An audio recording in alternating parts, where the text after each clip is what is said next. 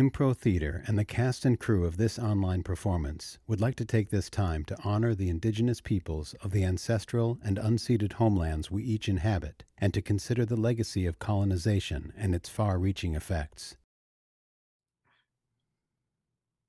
Hi, everyone. Happy Sunday before Thanksgiving here in the United States. Thank you for joining us for Shakespeare Improvised. We're going to improvise a completely made up Shakespearean play for you set in the 1920s. So Farrell, our moderator, has been asking you for suggestions for what is something that was new in the 1920s.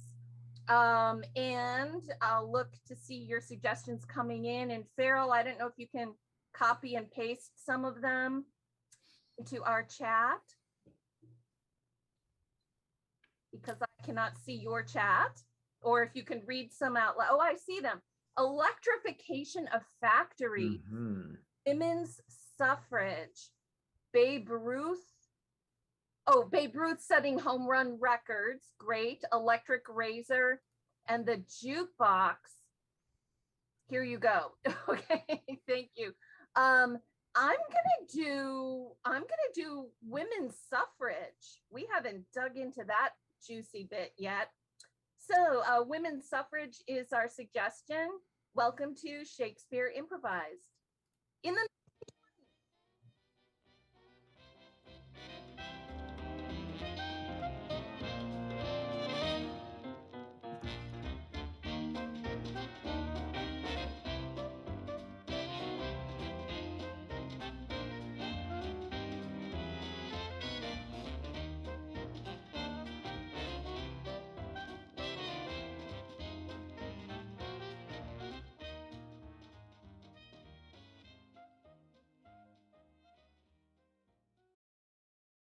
Gather round, ladies, gather round and hear me speak.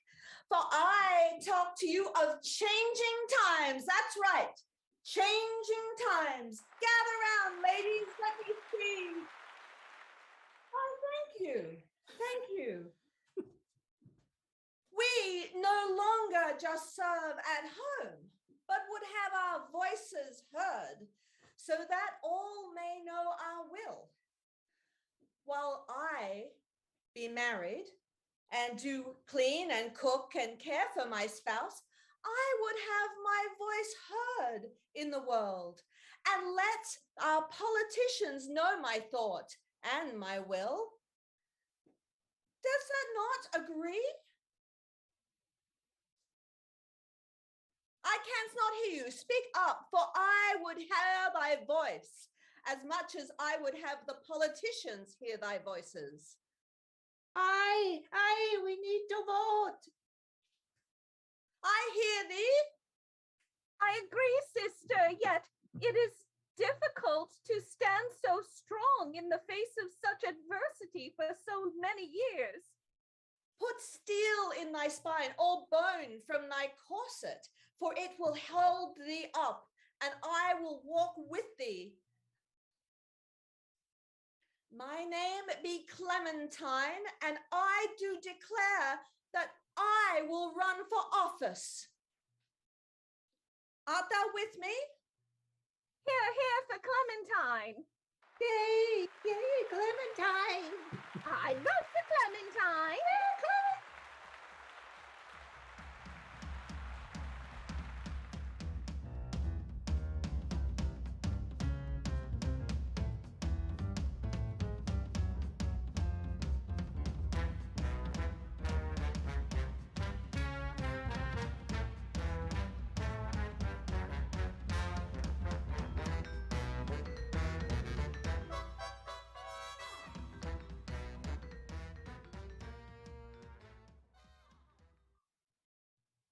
I have heard tell, as Lord Mayor of this fair city of Angeline, that I have a competitor, a competitor that, with the fierceness of Diana and the very ferocity of Hera, hath filed a campaign I the election next to run against me? I know not of these things, for she can not enter the very voting booth, yet she would ascend to the heights of my very seat. Augustus, I know not what to make of this. 'Tis true, my lord. Word on the street is that her voice sings forth in the quarters of the rich and the poor alike. She speaks of a coming wave of women's strength that shall topple all great edifices built by our male ancestors.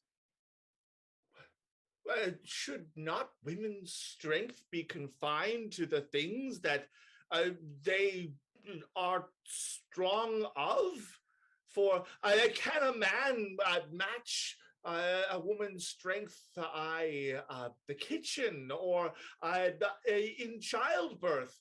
Nay, I tell thee, for these be the arenas of the fairer sex, but I the city hall itself, Lord Mayor's seat.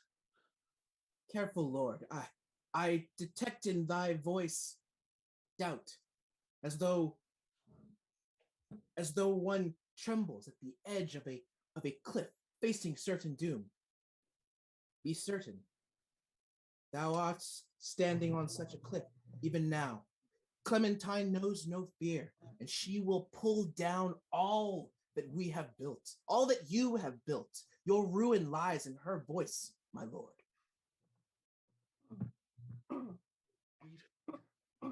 Justice, aid me, for I must be strong for the sake of the residents of our fair city of Angeline.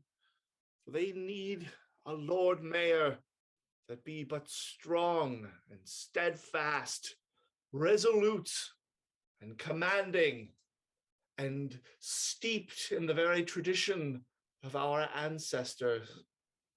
Nay, Augustus. Indeed, Publius, indeed. I have seen thy feats on the field of battle, in the boardrooms. I have seen thy mind work sharply in matters of finance and politics.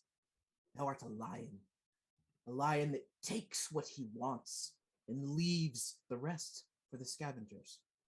Thou shalt be victorious, but thou must stand strong, my lord. I thank thee, good Augustus.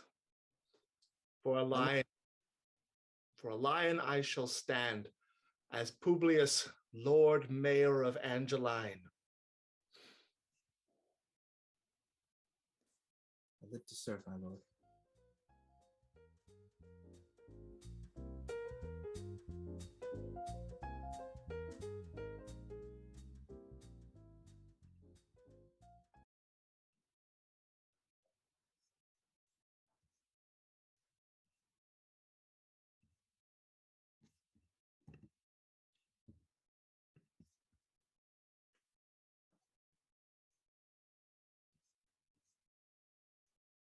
My darling husband, thou art frustrated, I can see here in thy study.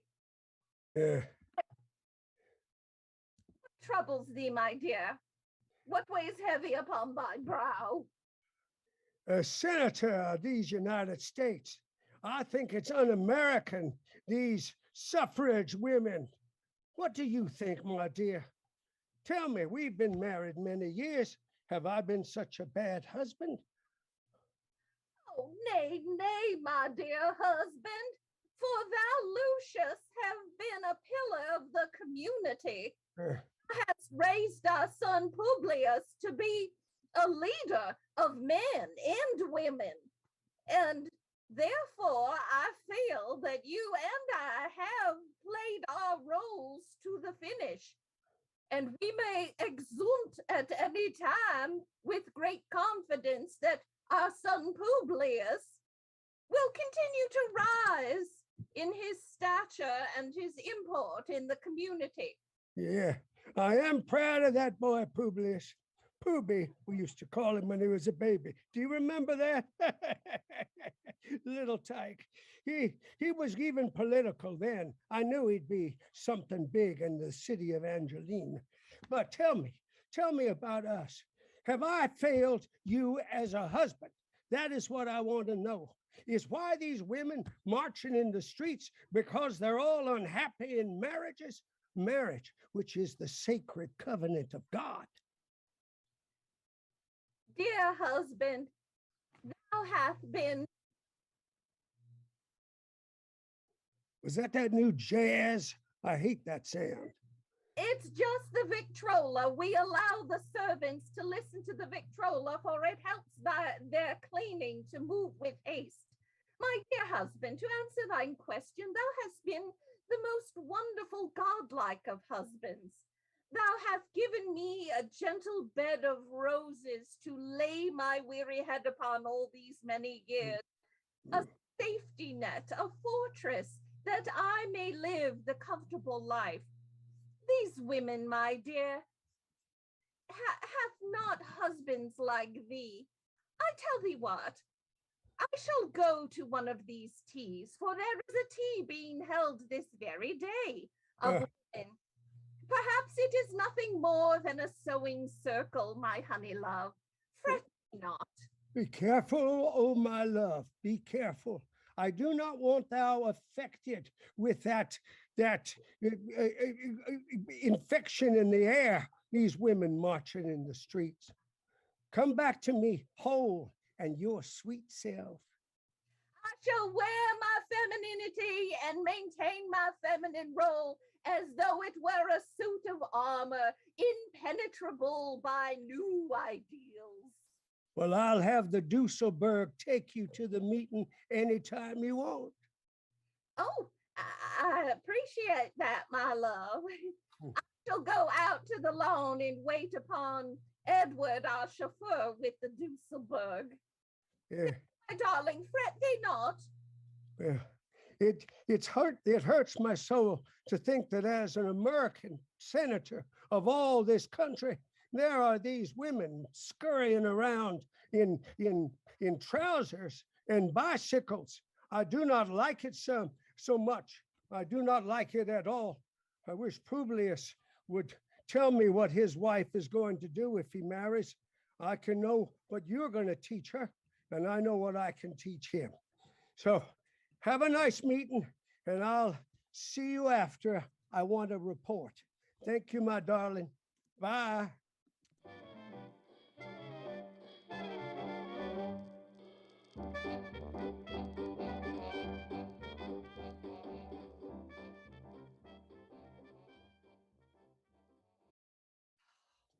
Mayor Publius, you have 4 appointments yet today, and one is with the woman Clementine, who proposes to be running against thee. Aye, sweet lady, I do appreciate thy fine work with stenography and organizing my time. I come. And 2 other appointments with the garbage collectors of the buildings within the city of Angelina, and another with some union organizer. Truly, I do tell thee, the sweet Alvaline, that it is as though the work of a Lord Mayor doth not rest, nay, it carries on sleepless and endless, like that of Sisyphus himself. Yes, and only I have been of assistance to you. Is this the way into the great hall where I may meet our Lord Mayor? Let me introduce your next appointment. This Sweet. is with the Clementine. Yes. Shall I remain or go into the study? Nay, sweet Aveline, you may go to thy desk and continue on as my right hand. Very well. 'Tis long I have desired such a meeting, sir. Thy role as mayor has been great for our city, even though I do, as thou knowest, desire change.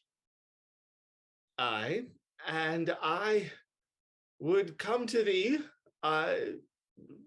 seeking understanding and knowledge of this change of which you speak, for I know it not.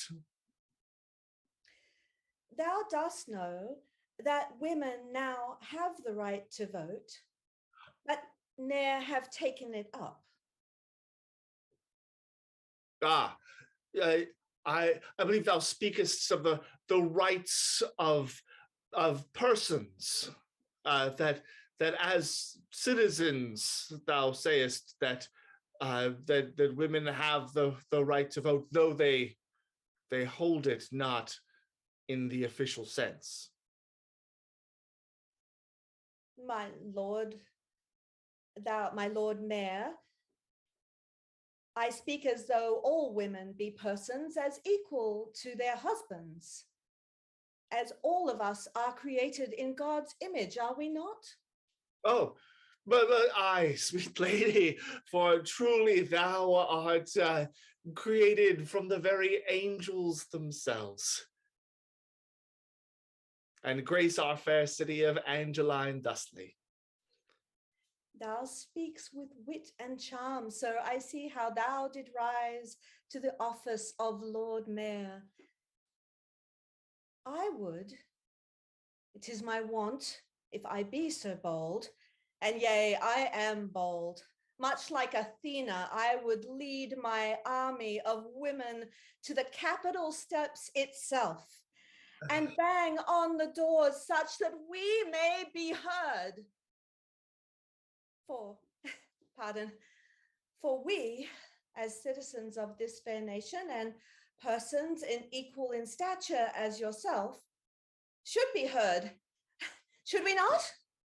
Well, sweet lady, thou must be heard in a natural sense, for thy personhood doth shine forth, yet I be but confused, for there must have been ought to inspire this great change from the tradition and manner that our ancestors have lived for centuries. Was not the war a great period of change where women did the work of men, where our sons and husbands and fathers died and we filled their place? Now we are at peace. Should we not stand equal with our brothers, husbands, and sons and be... I am out of breath for my speech. Evelyn, is my son Publius in there? I'd like to see him, please. I don't think he'll mind if I just come on in. Senator, he hath another visitor. That's all right, Evelyn. Hello, Sonny. How you doing? Father, thou dost wait in thy library, as thou art wont amongst the knowledge and ties of the past. Well, let's see what I can do about this. I have a voice that carries to the end of the Senate, like the Cicero, the orator of the Senate in Rome. I can be heard in the forum. And who is this lovely lady, please? You haven't introduced me, Publius. Nay, good father, for thou dost wait the very bar that graceth the end of our library. 'Tis Clementine, a powerful voice that doth put Athena to shame, and Hera's great strength pales in comparison to... This woman is not Hera. This woman is a woman. She is the Magdalene. She is the temptress of old times.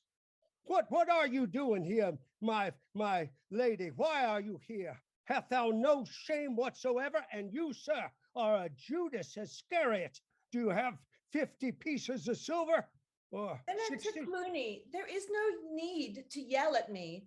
I can hear thee from the bar that graces the end of this great hall. I did come in all good faith to speak to thy son, and I would represent myself as I would represent all women. Well, here I am now in your space.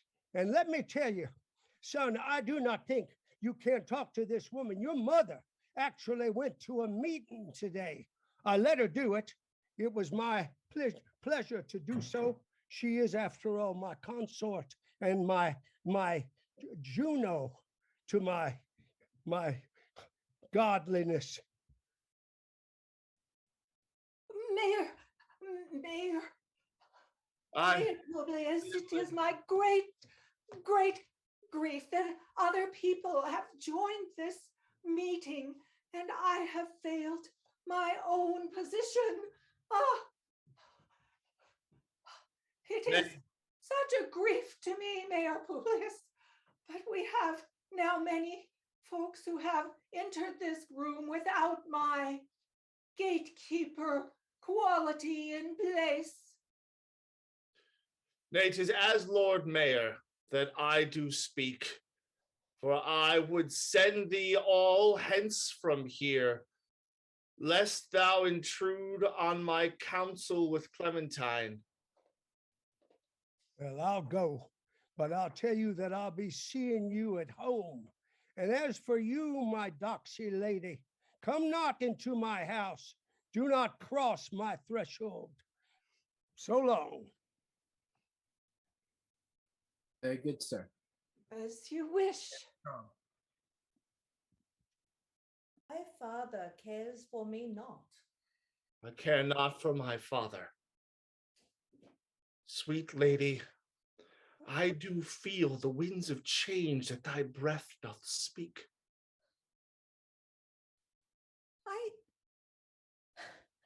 I scarce know what to say, for thou dost surprise me greatly in thy response to my plea. I came believing thou would be but a sap, not fallen far from thy father's tree. I see thou art a good man. Aye, lady, I thank thee for thy kind words, for I know now why thou speakest so and seekst this great change. I do think that we and all of thy people should go to the Capitol steps hand in hand and seek change together.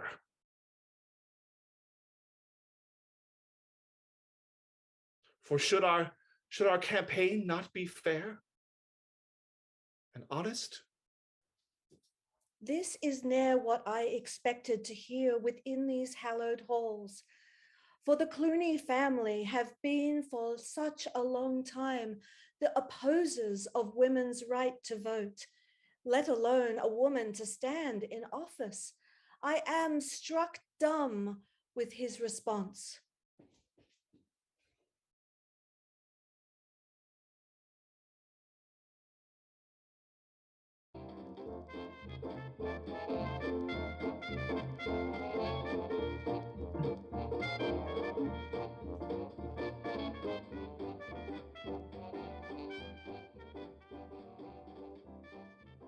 Extra, extra, about it read you all. Lady Clementine looks to pluck Plubius from the seat of mayor, but love doth live beneath the political fight.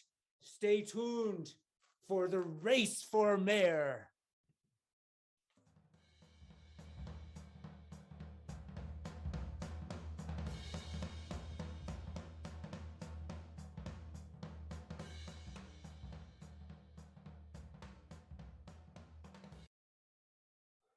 Oh me, oh my, I fear that I have embarrassed my son Publi. I I didn't mean to do such a thing. I am a loving father, after all, even though I am a senator of the United States. I wish my wife were here so I could talk over what I have done. But I'll tell thee this, I am ashamed of what I've done. To yell thus at a lady. Sir, welcome to my house.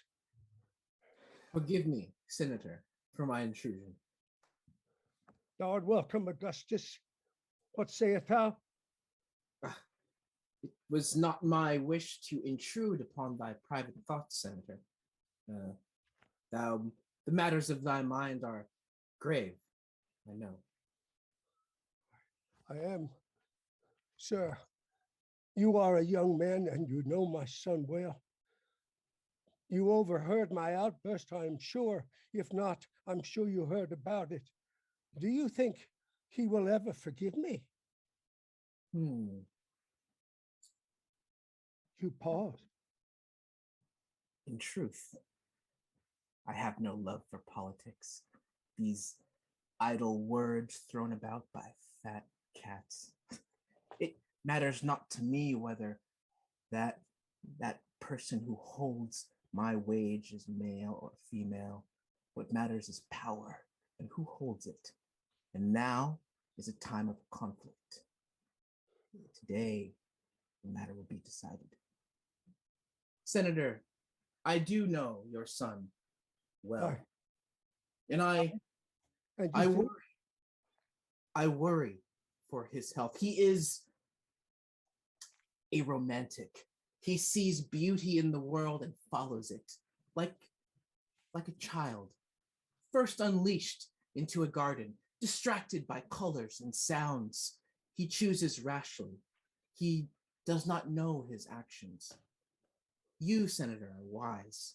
Thank you. Forgive me. You say wisely. You say I am wise, and you wisely say so. But this is my feeling. I fear he is attracted to that woman in the trousers. What do you think? Perhaps such as a turntable that cannot read the record it intends. A swift smack on the side might get the needle back in its groove. Perhaps a judicious application of thy funds in a way that wakes thy son from his stupor. I fear your words are true, but the smack will be on her side, and that is not acceptable to me. I am torn, and I have a headache. I'll go upstairs and take a rest. Step carefully, Senator. Know that Clementine commands the will of the common woman and man. Her voice echoes in alleys far and wide. Step carefully.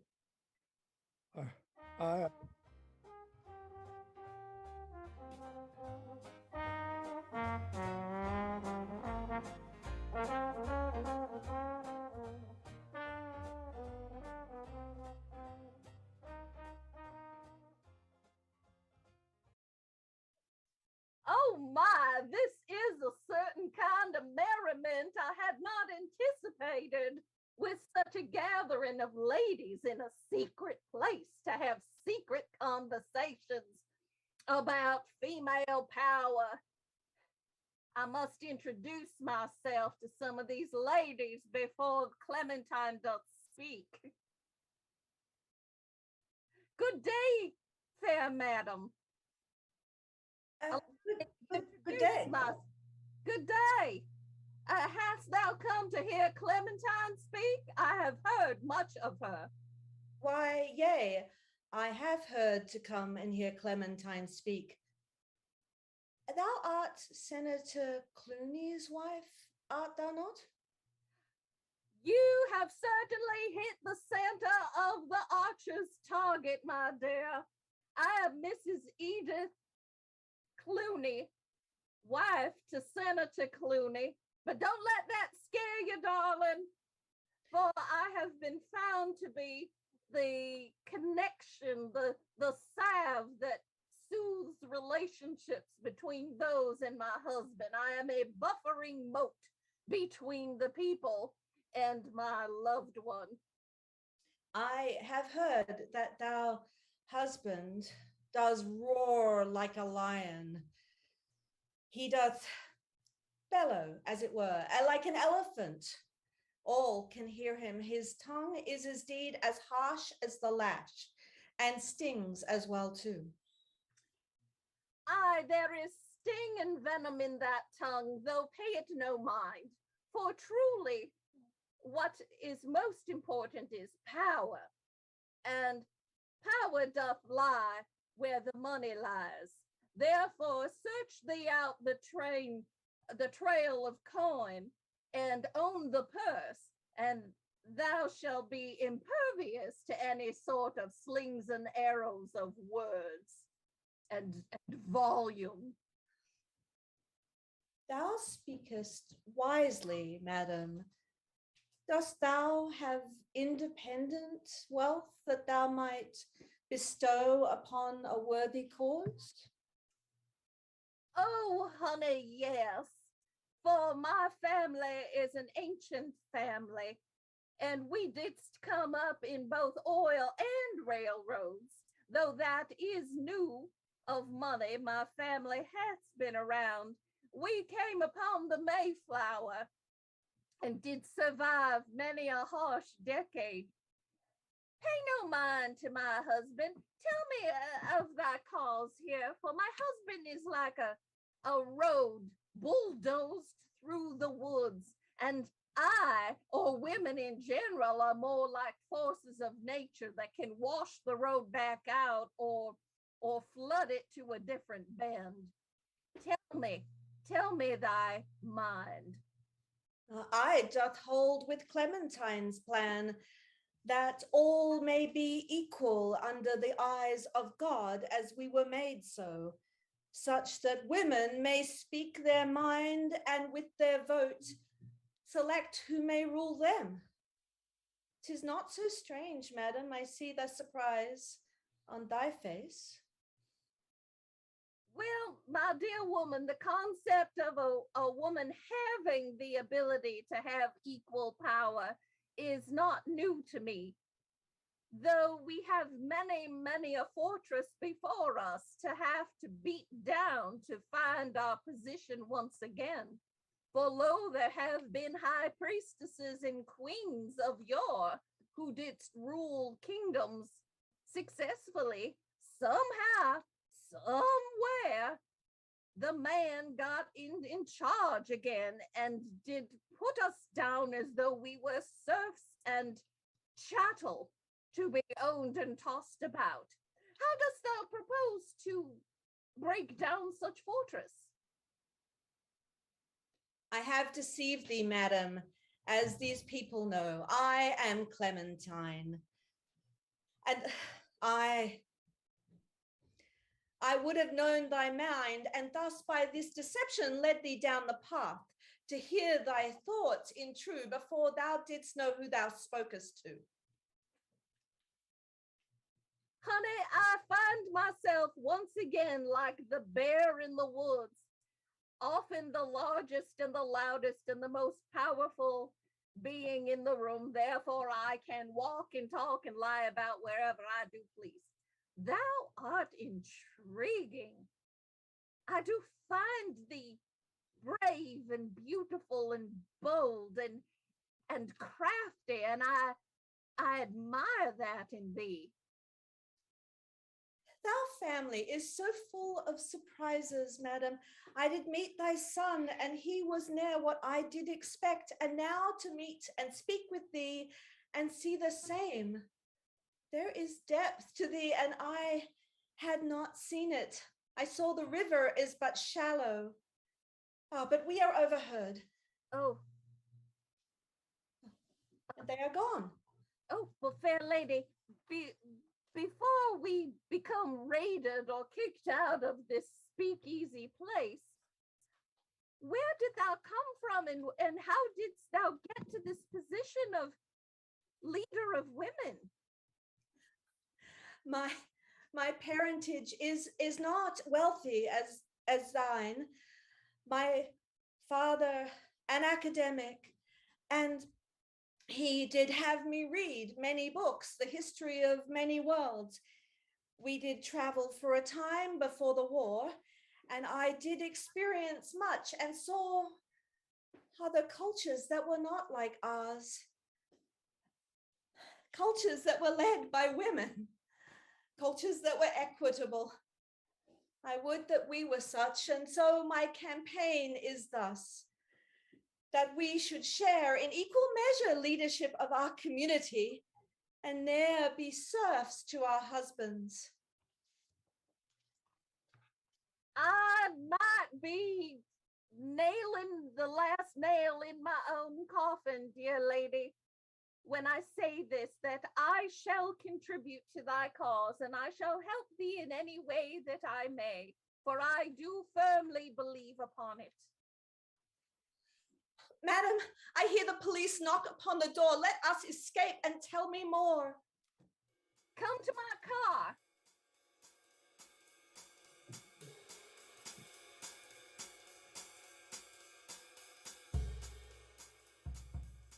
Extra, extra.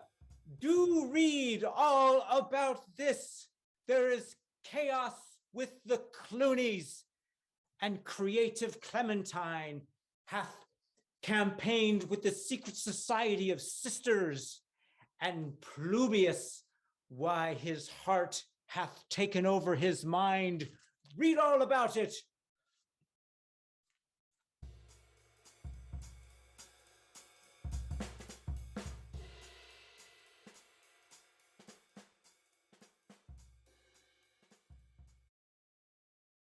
My lord Publius, Sweet Augustus. I would have a word, my lord. Hast thou read this morning's paper, my lord? I have, for it doth say that my heart is run way with my very mind. I have seen that thy heart and that of Clementine's have grown closer. She is a beguiling creature, full of passion and life, that doth ensorcel men in her tender clutches. Thou hast the look of one under a spell. Dost thou know, however, that your fair Clementine is betrothed to another? Nay, speaks not so, Augustus. She moves in shadows, my lord. It seems to me that she has taken your eye not to form a fair alliance, but rather to trick you to slipping into shadow so that she may take what is yours. It is the way of women, my lord. They know our weakness and play upon it. I beg of you, step carefully. Step carefully I shall, for I go to Clementine's place and would speak with her of this betrothal of which you speak. Be careful, my lord. Be direct and sharp.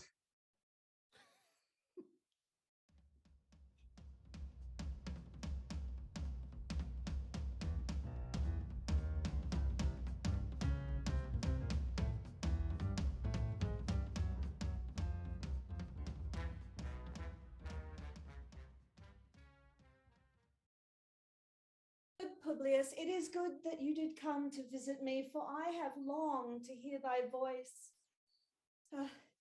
My heart, it runs apace before my mouth, and I did speak my thought, but I should not have. Clementine, thou holdst my heart in thy very hand. And here this morning's paper and with the news, I did find that thou art betrothed to another. Aye, 'tis true, and yet not a marriage born of love or of a connection of two minds. 'Tis but for economy and sustenance, not for someone who I would share my life, purposes, and goals. I hear thy words, and they do melt my resolve to be so independent and headstrong. Thou hast bewitched me with thy open mind, captured me with thy visage, and I would. Nay, I dare not speak my dream, for I might wake and it not be true. Sweet Clementine, thy heart be in my very hands, but it is through a deception that it comes thus. And I know not if I can take it from thee.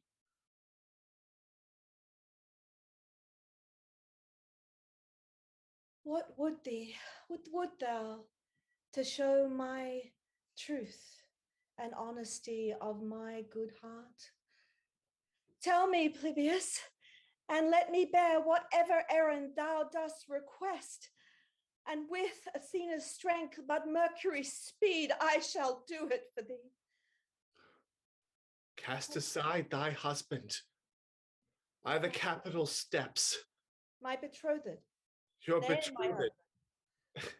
Aye, sweet lady, for my brains be addled, my heart's beating thusly. Cast aside thy betrothed, the Capitol steps, and marry me.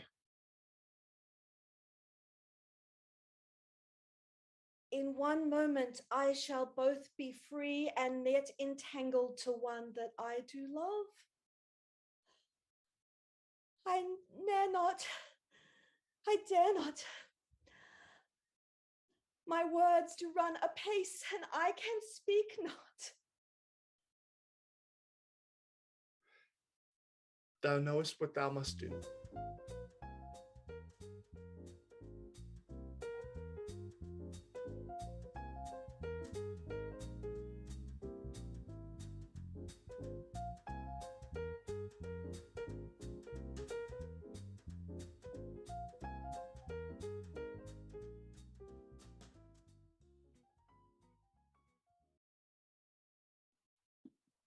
If only my darling Edith would return from where she was, so I could tell her of my heart's great rift. I feel as if I'm torn apart. I feel as if some God has made me two. I don't know what to think. Oh, Edith, thank the Lord. I so am happy to see you. Oh, you are my Juno. You are my leader and my swan. Oh, my darling, thou art sitting here in thy big old house, hurry upon thy brow again. What dost weigh so heavy on thy mind this time? I made a terrible mistake while thou wast gone. I went unto the office of our son Publius, and there I found, oh, heavens, it hurts my head to say it, that woman, Clementine. And she did indeed wear trousers, and they were disgusting to my eyes.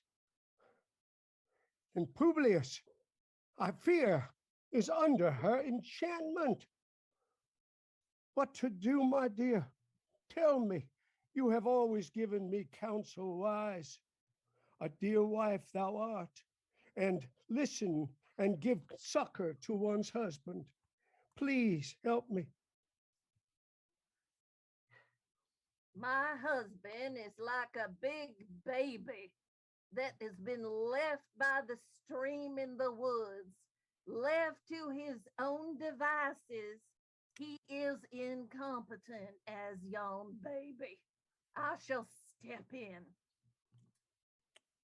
Husband, dear, I, this young woman, Clementine, is no Circe. She does not coax thy son as though he had no free will of his own. I have heard this woman speak upon this day. Yea, I did. I went and I heard her speak.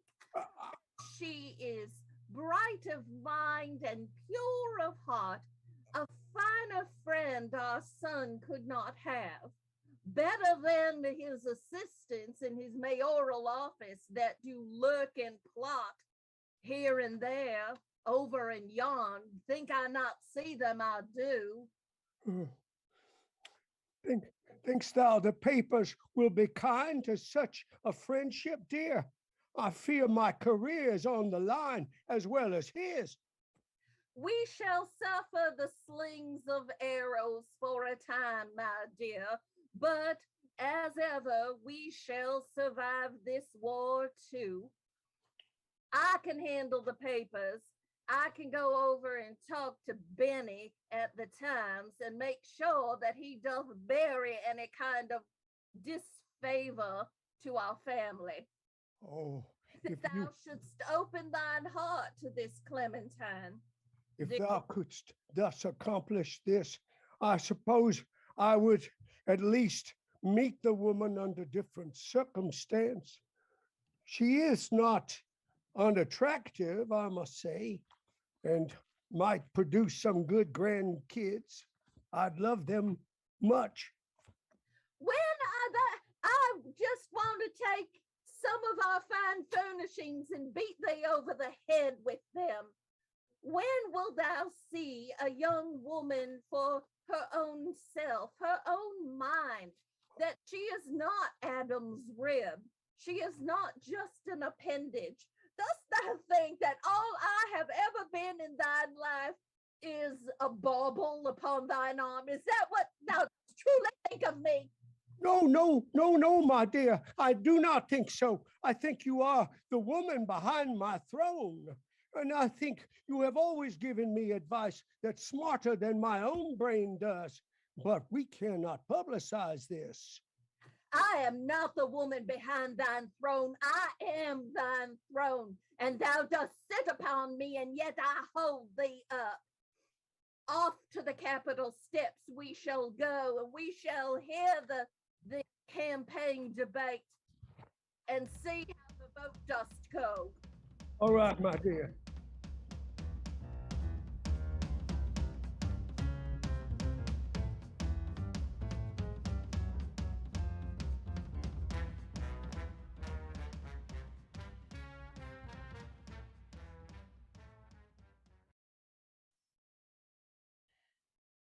Be Clementine, for here thou standst. And here I be, and do publicly disavow my betrothment to Kevin, for was of a practical nature, and ne'er shall move forward, for he holds not my heart. Thus before you all I say, our marriage cannot start.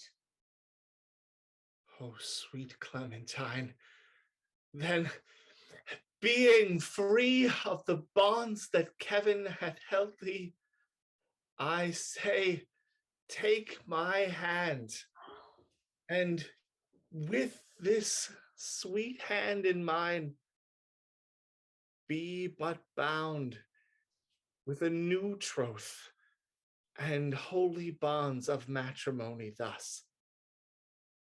I take thy hand, and with my hand give thee my heart. For we together can rule Angeline, keep her populace fair and well, and together, man and woman, woman and man, as God did intend. 'Tis well, Clementine, as well. For I would know thee well and better as we move forth. But there be a cloud upon our new reign together o'er the city of Angeline, and his name the Augustus.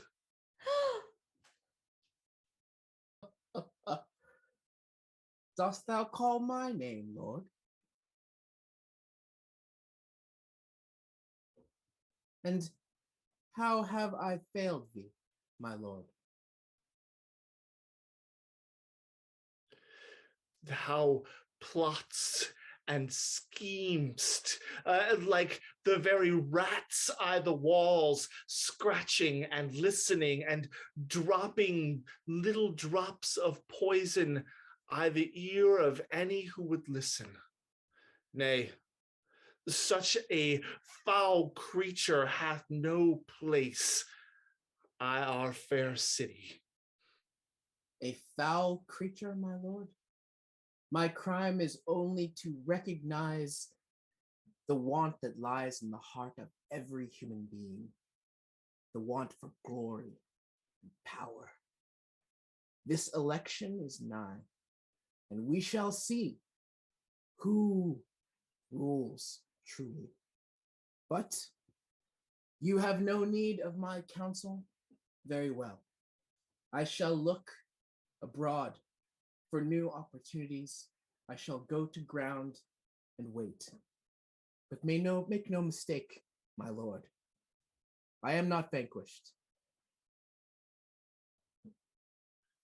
I see amongst the crowd one that did overhear my converse with thy mother, as though I did speak in guise of someone else. What wanteth she? Speak, lady. My name is Eveline, and I am the Mayor Publius's secretary. For I have kept his meetings, for I have organized all for him. Nay, sweet Eveline, thou beest no longer my secretary, for such a word doth imply a status that be not befitting a lady of thy description. Nay, thou art my chief of staff, my right hand, the very rock upon which our new mayoral strength doth sit, keeper of books and holder of the very doors of power. Good Aveline, I would use thy counsel well if thou would share it with me. To have a confidant in these times when there are spies and those who would stab us like Augustus would be greatly valued. That pleaseth me well, and yet I have a great confusion about all that has happened, for who, indeed, shall be elected mayor, and how will it affect this love partnership? 'Tis a question that be both good and just. For I tell thee that I, Article 12, Section 13, subparagraph 4 of the Constitution of our fair city of Aveline, that a mayor can choose to rule jointly and hold forth with a co-mayor of sorts, thus ending the need for an election in the time that votes shall be cast.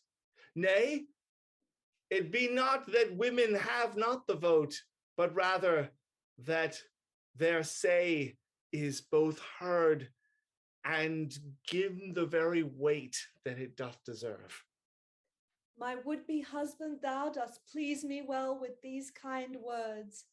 Look at thy mother, and her face does light with joy. Thou hast fulfilled all promise that thou couldst. Ah, then, my Lord High Mayor, come thou to our fair residence, and let us take up the work that doth lead us forth to the city of Aveline. And from thy father, thou dost have my blessing both. And as thy mother and as your wife, darling, I could not be more proud of our progeny that we have made, that he doth share his power with equanimity and delight. And we welcome thee to our family, Clementine. Indeed, it is a brave new day, and I am quite content. Come, my lord. Huzzah!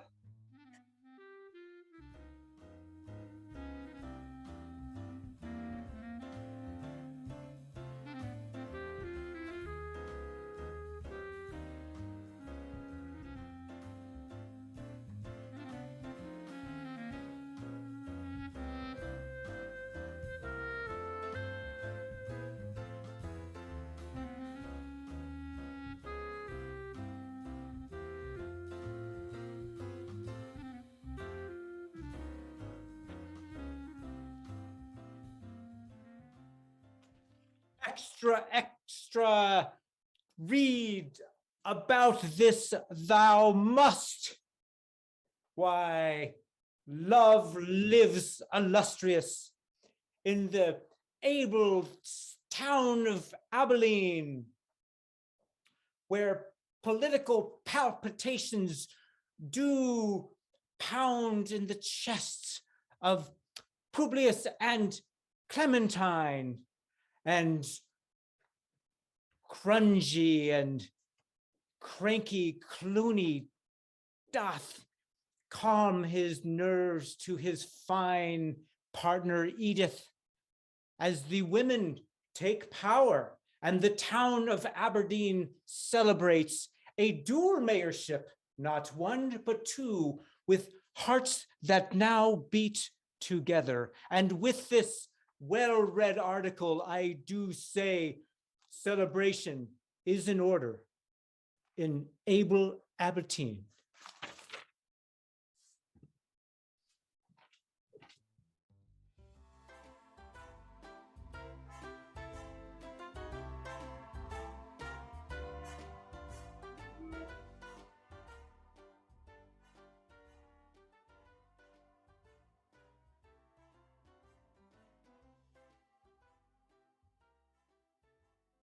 Well, thank you, everybody. Thank you so much for joining us on this Sunday before Thanksgiving. We really want to thank our tech person, Chris, our technical improviser. Thank you so much. And our moderator, Farrell, Doc Farrell, and Doc. fantastic teacher and director and chief mentor, Brian Lohman. This is the advanced Shakespeare workshop class, and there are other levels of Shakespeare workshop as well. So you can learn to improvise in Shakespeare. Just go to the improtheater.com website and you can see all of our classes there. Let's meet the cast. Oh, I'm Lawrence Pressman, and I live in Sherman Oaks. Alva Ackley, and I live in Fairfax, California. Alicia Mamchak, and I live in San Francisco. Roberto Lewis, Los Angeles. Matt Gaffney, Redlands, California. Bill Leahy, Providence, Rhode Island. And I'm Sue Peel, and I'm in Los Angeles. Thanks so much, everyone. Happy Thanksgiving. See you again. Mhm.